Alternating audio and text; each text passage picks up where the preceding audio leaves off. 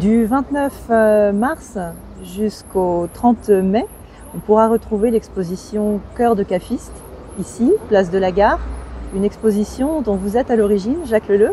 Alors comment est née cette idée?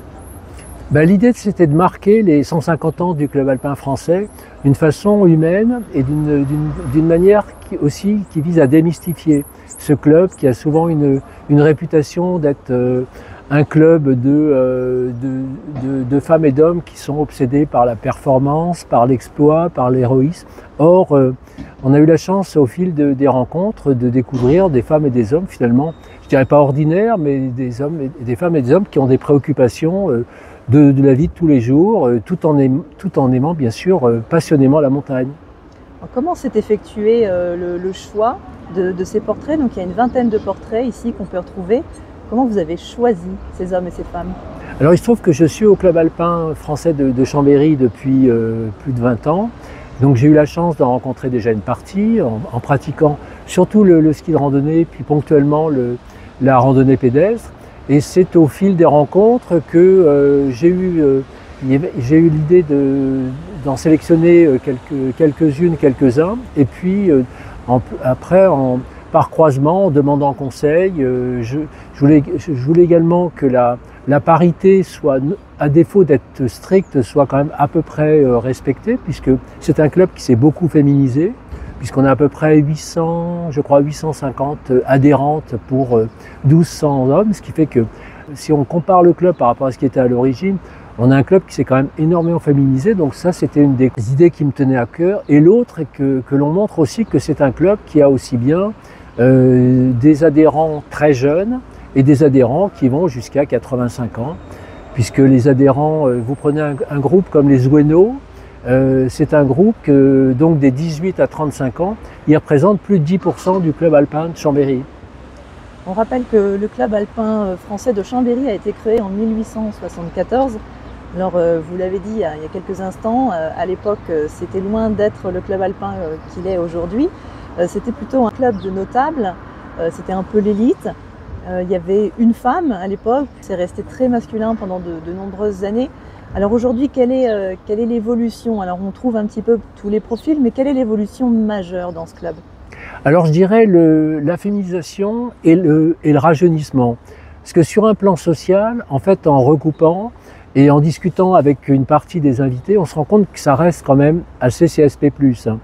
On retrouve pas mal d'ingénieurs, pas mal de médecins, pas mal d'enseignants. On trouve très peu, par exemple, de vendeuses de Carrefour ou de livreurs de pizza. Alors que et je pense que c'est plus une représentation culturelle que pour des raisons économiques, parce que une partie des activités du club sont tout à fait abordables, à commencer par la randonnée pédestre, ou même le mur d'escalade qui se trouve dans la gare de Chambéry. Pour une adhésion à vérifier, mais qui est de l'ordre de 80 € par an, je ne dirais pas que c'est un sport cher. En même temps, ça continue à véhiculer des images d'un sport d'élite. On peut donc se dire que cette exposition, finalement, c'est aussi l'opportunité de casser un peu cette image d'Épinal que peut avoir le CAF dans la tête de pas mal de personnes. Oui, alors le souhait en tout cas de montrer que c'est de toute façon une passion qui ne demande pas des performances exceptionnelles, qui ne demande pas un niveau exceptionnel, mais surtout une envie de prendre quelques centaines de mètres d'altitude pour découvrir donc tous les massifs que nous avons la chance d'avoir autour de nous. Jacques Leleu, vous avez réalisé les textes de cette exposition et vous avez travaillé en collaboration pour la partie photo avec le photographe Sylvain Mussiot, qui a fait toute sa carrière au Dauphiné Libéré. Alors pour sa part, ce n'est pas un cafiste. Quel a été l'intérêt de travailler avec quelqu'un d'extérieur? Je trouve ça finalement idéal parce que c'est une manière donc, que nous avons eu de travailler pendant une trentaine d'années ensemble, puisque nous étions dans le même journal. Et c'est vrai que notre plaisir et puis surtout notre façon de travailler à tous les deux, c'était quand nous en avions la possibilité d'aller justement vers des gens dont nous ne connaissions pas le milieu, ni le profil. Et la chance que j'ai eu de travailler avec Sylvain, c'est qu'il débarquait complètement. C'est un milieu qu'il ne connaît pas, pour lequel il n'y avait pas une franche attirance. La montagne, il ne pratique pas spécialement non plus. Donc il se sentait parfaitement libre, y compris dans ce qu'il écoutait et dans ce qu'il regardait.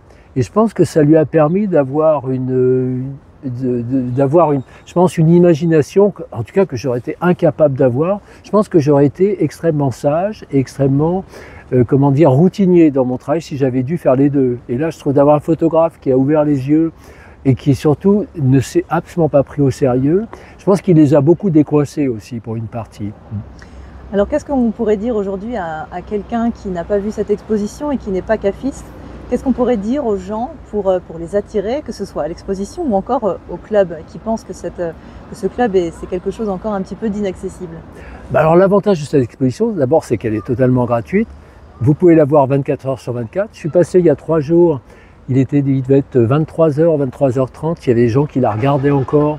Alors c'était drôle parce qu'il faisait nuit. Et je crois que ça doit être, je pense, ces supports blancs qui permettent de voir même la nuit. En plus, vous pouvez la visiter chez vous, puisqu'il suffit donc de flasher le code ou d'aller sur le site du CAF, et puis vous pouvez la regarder tranquillement au chaud. Et puis je crois qu'elle nous permet justement de démystifier un club et de se dire, bah oui, pourquoi pas moi? C'était le cas d'ailleurs d'une des adhérentes qui est arrivée à Chambéry, donc je crois juste au moment du Covid, la pauvre, mais qui dès la fin du confinement est rentrée au club. Elle s'est rendue compte que justement c'était un club, par rapport à l'image qu'elle s'en faisait, pour moi je voyais presque une secte, et elle se rend compte qu'au contraire elle s'est fait beaucoup de copines, beaucoup de copains, et c'est aussi devenu un club de fête pour elle, et je crois que c'est un peu la leçon que j'en retire. Après c'est toutes les rencontres que nous avons pu faire.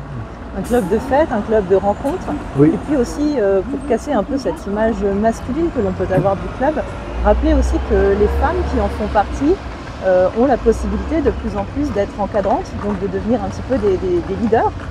Oui, alors ça aussi, je pense que c'est la bonne surprise quand on commence à creuser un peu dans la vie de ce club, c'est de voir comment il s'est féminisé, mais pas uniquement justement chez les pratiquantes, mais chez les encadrantes. Et je crois que c'est peut-être une des clés de l'évolution du club, c'est de se dire qu'on est donc conduit et on doit suivre justement les instructions d'une femme qui a justement toutes les compétences, bien plus de compétences que nous, puisqu'elle elle-même a suivi donc cette formation. Et c'est peut-être ce qui peut donner envie à plus de femmes de se dire, bah, finalement, ça n'est pas la peine de forcer à tout prix, c'est simplement avoir envie de suivre des encadrantes ou des encadrants, mais qui ne sont plus dans une logique justement de performance à tout prix, mais de partage, de simple partage d'une émotion en altitude. C'est un club qui a plus d'1 siècle et demi maintenant. A priori, il est sur la bonne pente. Je le souhaite. Alors, ce qui va permettre de le vérifier, je pense que ce seront les jeunes. D'une part, le groupe des Ouénots, qui eux c'est énorme, ils sont plus de 10% du club, puisqu'ils ont un groupe WhatsApp qui représente 250 femmes et hommes, donc de 18 à 35 ans. La parité chez eux ne se pose même plus, et ce sont eux qui représentent, je trouve, l'avenir de ce club. Et donc ce sera un club à la fois sûrement beaucoup plus ouvert, et puis peut-être aussi plus festif, parce que là, une des responsables me disait l'autre jour que quand ils organisent un apéro, ce qu'ils appellent l'apéro CAF, je crois que le dernier c'était 95, à tel point qu'ils n'ont je crois qu'ils n'ont que 3 ou 4 cafés dans Chambéry où ils arrivent à se retrouver à plus de 90. Merci beaucoup Jacques Leleu. C'est moi qui vous remercie, bonne visite.